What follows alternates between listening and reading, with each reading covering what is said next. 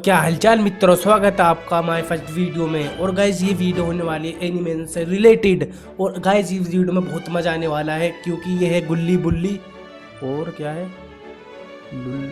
गुल्ली बुल्ली से रिलेटेड। और ये बहुत तगड़ा एनिमेशन है। तुम करते हैं स्टार्ट, लेट्स गो। लेकिन अफसोस तुम होली तक जिंदा ही नहीं बचोगे, क्योंकि मैं तुम्हारा सारा खून अभी ही निकाल कर पी जाऊंगा और तुम्हारी लाश को उस बाबा लंगोटी लाल के सामने फेंक दूंगा।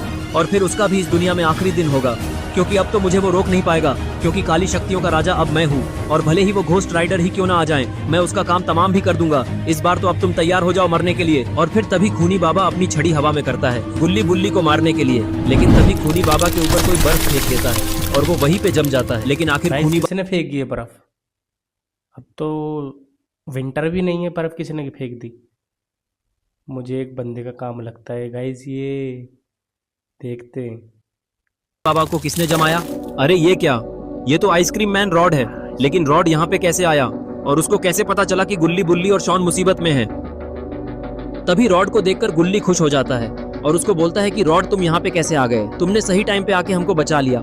अगर तुम नहीं होते तो अभी तो ये खूनी बाबा हम तीनों को मार देता। तभी रॉड बोलता है गुल्ली अभी ये सब बताने का टाइम नहीं है कि मैं मतलब गाइस जो गुल्ली बुल्ली के साथ रहते थे वो बाबा, वो खूनी बाबा बन गई हैं। अब उन्होंने घर में कोई खूनी आत्माएं तो उनके शरीर में आ गई। वो यहाँ कैसे आ गया, क्योंकि ये बर्फ ज्यादा देर तक टिक नहीं पाएगी और ये खूनी बाबा पहले से बहुत ज्यादा शक्तिशाली हो गया है। तो तुम लोग जल्दी से मेरी वैन में बैठो और फिर हम बाबा के पास चल के ये खूनी बाबा के बारे में सब बता देंगे, क्योंकि अब बस बाबा ही है जो कि ये खूनी बाबा को रोक सकते हैं। क्योंकि ये मेरे बस की बात नहीं है अब, क्योंकि ये अब काली शक्तियों का राजा बन चुका है और अगर हमने जल्दी नहीं की तो इसकी बर्फ पिघल जाएगी और ये हम सबको मार देगा। इसलिए जल्दी से वैन में बैठो। और उसके बाद ये लोग वैन में बैठकर वहाँ से निकल जाते हैं और रॉड बहुत तेज स्पीड से वैन को भगाने लगता है। तभी गुल्ली बोलता है कि रॉड जल्दी से हमें बाबा के घर ले चलो, क्योंकि वो खूनी बाबा हमारे पीछे आता ही होगा। और अगर बाबा के घर पहुंचने से पहले उसने हमको रास्ते में पकड़ लिया तो समझ जाओ हमारा मरना पक्का है।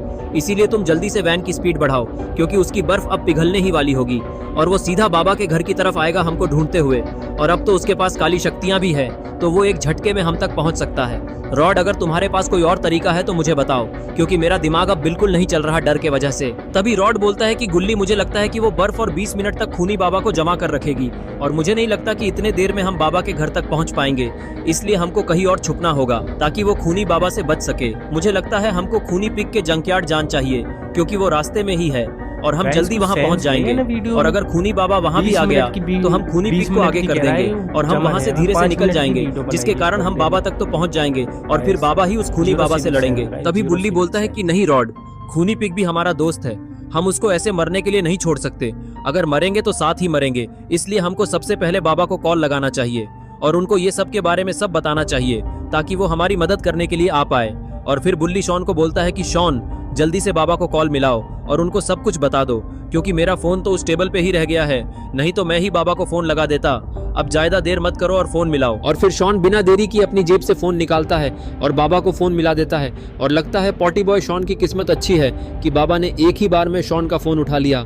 और शॉन बाबा से बोलता है कि बाबा वो खूनी बाबा वापस आ गया है, क्योंकि वो मरा नहीं था बल्कि वो टेलीपोर्ट होकर छुप गया था और अब उसने नर्क में जाके काली शक्तियां भी हासिल कर ली है और वो अब हमारे पीछे पड़ा है। हम लोग बड़ी मुश्किल से अपनी जान बचाकर भागे हैं, क्योंकि सही टाइम पे रॉड ने आके उसको फ्रीज कर दिया। अब हम लोग क्या करें, आप ही बताइए। और तभी बाबा बोलते हैं शॉन तुम ये क्या बोल रहे हो, खूनी बाबा वापस आ गया है और उसके पास काली शक्तियां भी है।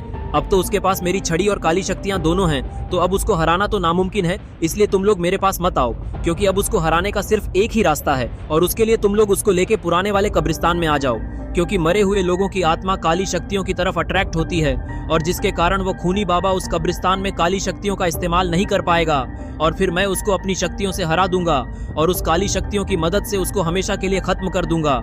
तो तुम लोग जल्दी से वो कब्रिस्तान पहुंचो और मैं भी वहां आता हूँ। और फिर तभी रॉड वैन को कब्रिस्तान की तरफ ले जाने लगता है और तभी उनके वैन के सामने कोई आ जाता है। अरे ये क्या, ये तो खूनी पिग है। और तभी खूनी पिग इन लोगों से पूछता है कि अरे गुल्ली बुल्ली शॉन और रॉड, तुम लोग इतनी रात में इतनी स्पीड से कहाँ जा रहे हो, मुझे भी बताओ, क्योंकि मैं तो तुमसे ही मिलने आ रहा था। तभी रॉड अपनी वैन की खिड़की नीचे करता है और बोलता है कि अरे खूनी पिग, अगर तुम उस तरफ गए तो मारे जाओगे, क्योंकि खूनी बाबा वापस आ गया है और वो हमारे पीछे पड़ा है और अब तो उसके पास काली शक्तियां भी है, जिसके कारण वो काली शक्तियों का राजा बन चुका है। मैंने बड़ी मुश्किल से उसको फ्रिज किया है, लेकिन वो अब हमारे पीछे आता ही होगा। इसलिए बाबा ने हमको पुराने कब्रिस्तान जाने के लिए बोला है, क्योंकि वहाँ पे उसकी काली शक्तियाँ काम नहीं करेगी। इसलिए तुम भी हमारे साथ चलो, वरना यहाँ रुके तो मारे जाओगे। और रॉड की बात सुनकर खूनी पिग बहुत घबरा जाता है और बोलता है कि रॉड, तुमको मुझे ये पहले बताना चाहिए था ना। अगर मैं उधर आ जाता तो मेरा तो खेल ही खत्म हो जाता। और खूनी पिग की बात सुनकर रॉड बोलता है कि खूनी पिग, ज्यादा बकवास मत करो, इसका टाइम नहीं है हमारे पास। अगर तुम्हें हमारे साथ चलना है तो चलो, वरना यहीं पे मरने का इंतजार करो। लेकिन अगर तुम्हें मरना ही है तो अकेले ही मरो और हमारा रास्ता छोड़ो, ताकि हम लोग यहाँ से जल्द कब्रिस्तान पहुँच सके। और फिर खूनी पिग भी अपनी बाइक